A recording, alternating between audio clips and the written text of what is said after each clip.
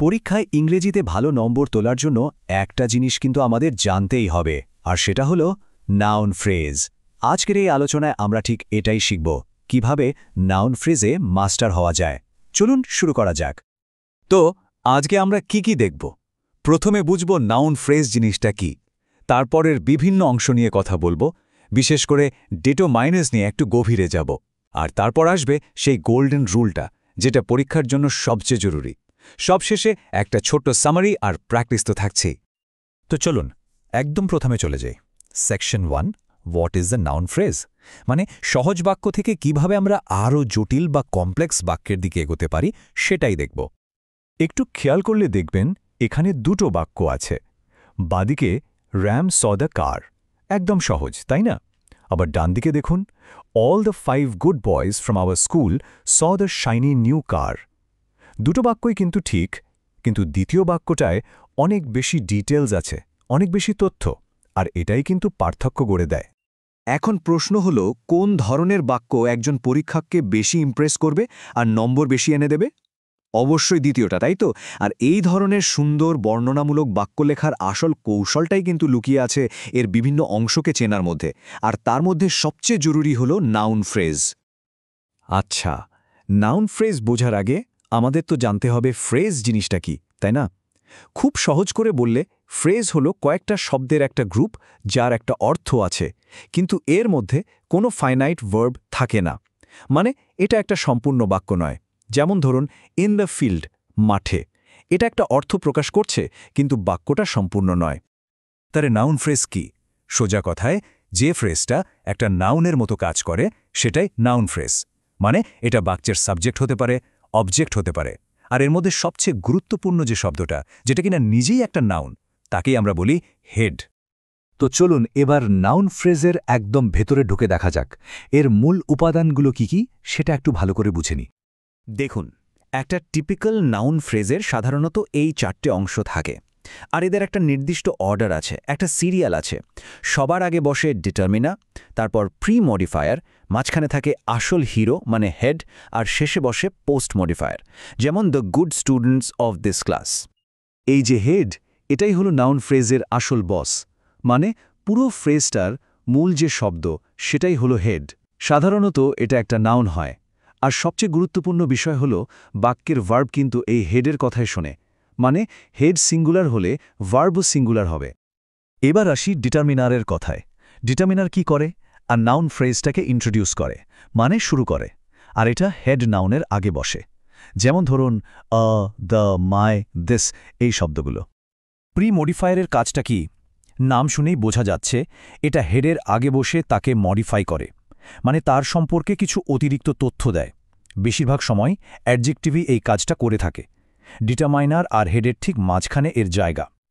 আর post modifier, এটাও head নাউনকে modify করে, কিন্তু এর জায়গাটা হলো হেডের পরে।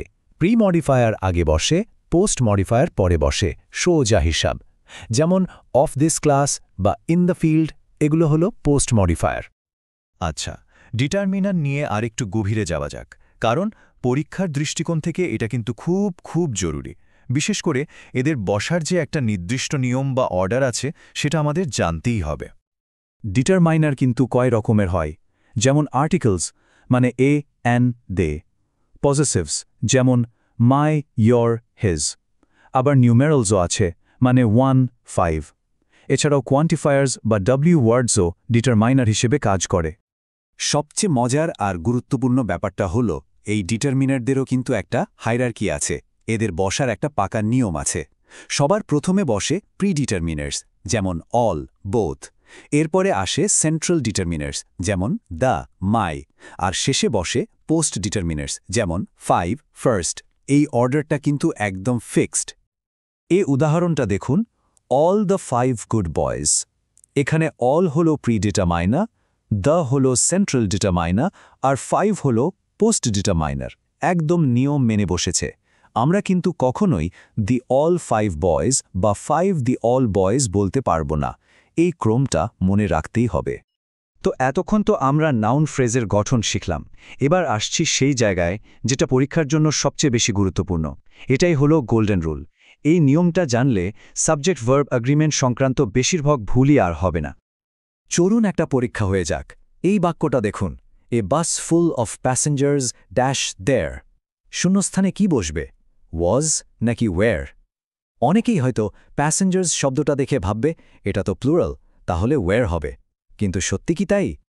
না, আর এখানেই আসছে আমাদের গোল্ডেন রুল। নিয়মটা হল ভার্ব সবসময় তার সাবজেক্টের হেড নাউনকে অনুসরণ করবে।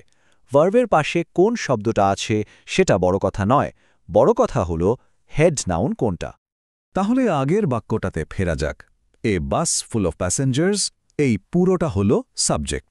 এখানে হেড নাউন কোনটা? প্যাসেঞ্জার্স না, আসল কথাটা হলো বাস নিয়ে। আর বাস তো সিঙ্গুলার, তাই ভার্বও হবে সিঙ্গুলার, মানে ওয়াজ বসবে। এ বাস ওয়াজ দেয়ার। চলুন আরেকটা উদাহরণ দেখি। All the good students of the school dash honest. এখানে হেড নাউন কোনটা? স্কুল? একদমই না, কথা হচ্ছে স্টুডেন্টসদের নিয়ে। স্টুডেন্টস হলো প্লুরাল, তাই ভার্ব হবে আর। All the good students are honest. ভার্বের পাশে স্কুল আছে বলে কিন্তু ইজ হবে না। আশা করি গোল্ডেন রুলটা একদম পরিষ্কার। তো চলুন পুরো বিষয়টা একবার চট করে গুছিয়ে নিই আর কয়েকটা প্রশ্নের উত্তর দিয়ে নিজেদের ঝালিয়ে নিই। এই হলো আমাদের এক্সাম রিভিশন কার্ড। পরীক্ষার আগে চট করে চোখ বোলানোর জন্য একদম পারফেক্ট। কি মনে রাখব? ১. নাউন ফ্রেজের 4টে অংশ, determiner, pre modifier, head, post modifier. ২. Head হলো মূল শব্দ। ৩. গোল্ডেন রুল, ভার্ব সবসময় হেড নাউনকে ফলো করবে। আর ৪. ডিটারমিনারদের নিজস্ব একটা অর্ডার আছে। ব্যাস, এই কটা জিনিস মাথায় রাখলেই হবে। আচ্ছা, এবার একটা ছোট্ট পরীক্ষা। এই যে ফ্রেজটা দেখছেন, many of the poor men in this locality, এখানে হেড নাউন কোনটা? একটু ভাবুন তো।